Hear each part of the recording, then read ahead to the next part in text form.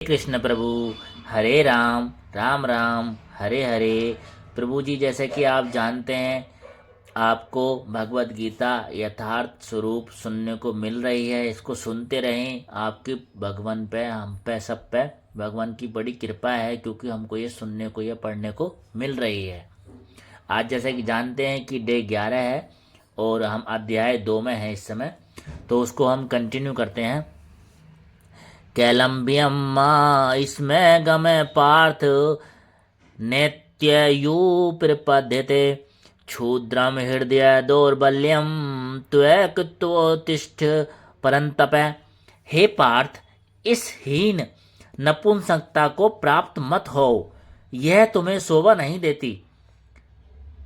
अर्थात अर्जुन से मधुसूदन कहने लगे, हे पार्थ, इस हीन नपुंसकता को प्राप्त मत हो, यह तुम्हें शोभा नहीं देती। हे शत्रुओं के दमन करता, हृदय की क्षुद्र दुर्बलता को त्याग कर युद्ध के लिए खड़े हो जाओ।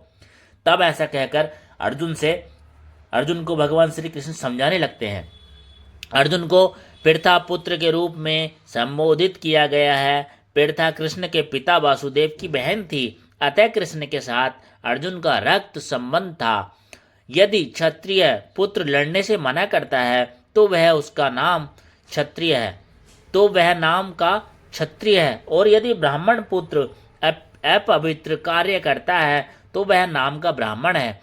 ऐसा क्षत्रिय तथा ब्राह्मण अपने पिता के अयोग्य पुत्र होते हैं। अतः कृष्ण यह नहीं चाहते थे कि अर्जुन अयोग्य क्षत्रिय पुत्र कहलाए।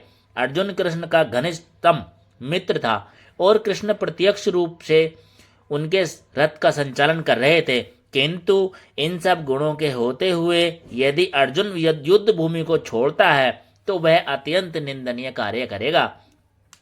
अतः कृष्ण ने कहा कि ऐसी प्रवृत्ति अर्जुन के व्यक्तित्व को शोभा नहीं देती। अर्जुन यह तर्क कर सकता था कि वह परम पूजनीय भीष्म तथा स्वजनों के प्रति उदार दृष्टिकोण के कारण युद्ध भूमि छोड़ रहा है, किंतु कृष्ण ऐसी उदारता को केवल हृदय दौर्बल्य मानते हैं। ऐसी झूठी उदारता का अनुमोदन एक भी शास्त्र नहीं करता।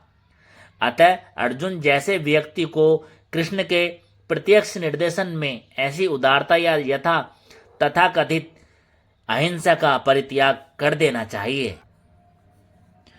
कथम भीष्ममहं संख्ये द्रोणम च मधुसूदन इषुभि प्रीतियोत्स्यामि पूजाहार बरिसूदन।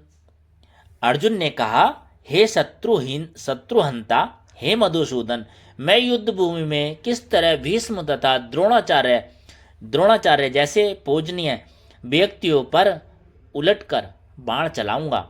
तब अर्जुन मधुसूदन से कहते हुए उसका तात्पर्य निकालते हैं, भीष्म पितामह तथा द्रोणाचार्य ऐसे सम्मान्य व्यक्ति सदैव पूजनीय हैं। यदि वे आक्रमण भी कर रहे हैं तो उन पर पलटकर आक्रमण नहीं करना चाहिए। यह सामान्य शिष्टाचार है कि गुरुजनों से वाग्य युद्ध भी न किया जाए। यहाँ तक कि यदि कभी वे रुद्र व्यवहार करें तो भी उनके साथ रुद्र व्यवहार न किया जाए। तो फिर भला अर्जुन उन पर बाण कैसे छोड़ सकता था? क्या अर्जुन कभी अपने पितामह नाना उग्रसेन या अपने आचार्य सांदीपनी मुनि पर हाथ चला सकते थे? अर्जुन ने कृष्ण के समक्ष यही कुछ तर्क प्रस्तुत किए थे। गुरु हत्वा ही महानुभावान श्रियो भोक्तुम वेक्ष्यम्पिह लोके हत्वार्थ काम का मांस्तु गुरुनिहवे भुज्य भोगान रुद्रीर प्रतिधान। ऐसे महापुरुषों को जो मेरे गुरु हैं, उन्हें मारकर जीने की अपेक्षा इस संसार में भीख मांगकर खाना अच्छा है। भले ही वे सांसारिक लाभ के इच्छुक हों, किंतु है तो गुरुजन ही। यदि उनका वध होता है तो हमारे द्वारा भोग्य प्रत्येक वस्तु उनके रक्त से सनी होगी। ऐसा अर्जुन कृष्ण से कहने लगे। शास्त्रों के अनुसार ऐसा गुरु जो निंद कर्म में रत हो और जो विवेक शून्य हो, त्याजस्य है। दुर्योधन से अधिक सहायता लेने के कारण भीष्म तथा द्रोण उसका पक्ष लेने के लिए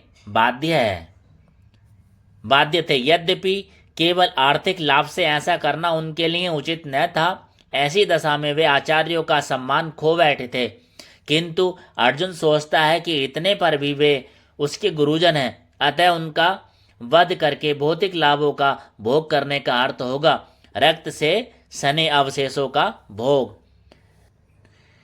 न चेद्व्य करन्यो गरियो यदा जयम यदि वानो जययु याने वहत्वा न जीजीविषाम स्तेव स्थिता प्रमुखे धार्तराष्ट्रा। हम यह भी जानते हैं कि हमारे लिए क्या श्रेष्ठ है, उनको जीतना या उनके द्वारा उनके जीते जाना। यदि हम धृतराष्ट्र के पुत्रों का वध कर देते हैं तो हमें जीवित रहने की आवश्यकता नहीं है। फिर भी वे युद्ध भूमि में हमारे समक्ष खड़े हैं। अर्थात अर्जुन की समझ में यह नहीं आ रहा था कि वह क्या करे, युद्ध करे और अनावश्यक रक्तपात का कारण बने। यद्यपि क्षत्रिय होने के नाते युद्ध करना उसका धर्म है, या फिर वह युद्ध से विमुख होकर भीख मांगकर जीवन यापन करे। यदि वह शत्रु को जीतता नहीं तो जीविका का एकमात्र साधन भिक्षा ही रह जाता है। फिर जीत भी तो निश्चित नहीं है, क्योंकि कोई भी पक्ष विजय हो सकता है। यदि उसकी विजय हो भी जाए तो भी यदि धृतराष्ट्र के पुत्र मरते हैं तो उनके बिना रह पाना अत्यंत कठिन हो जाएगा। उस दशा में यह उसकी दूसरे प्रकार की हार होगी। अर्जुन द्वारा व्यक्त इस प्रकार के ये विचार सिद्ध करते हैं कि न केवल भगवान का महान भक्त था, अपितु वह अध्यात्म प्रबुद्ध और अपने मन तथा इंद्रियों पर पूर्ण नियंत्रण रखने वाला था।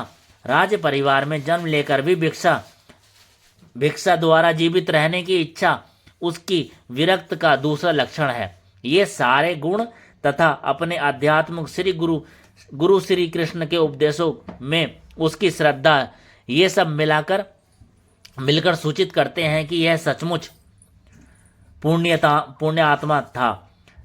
इस तरह यह निष्कर्ष निकला कि अर्जुन मुक्ति के सर्वथा योग्य था। जब तक इंद्रियां संयमित न हो ज्ञान के पद तक उठ पाना कठिन है और बिना ज्ञान तथा भक्ति के मुक्ति नहीं होती। अर्जुन अपने भौतिक गुणों के अतिरिक्त इन समस्त देवी गुणों में भी दक्ष था। शेष चर्चा आगे। हरे कृष्णा प्रभु हरे राम। वीडियो अच्छी लगी हो लाइक कमेंट शेयर कर देना और चैनल को सब्सक्राइब कर लेना, क्योंकि भगवत गीता आपको हमारे चैनल पर संपूर्ण सुनने को मिलेगी ऐसे ही प्रतिदिन। तो आप भी इसका लाभ उठा सकते हैं सुनकर।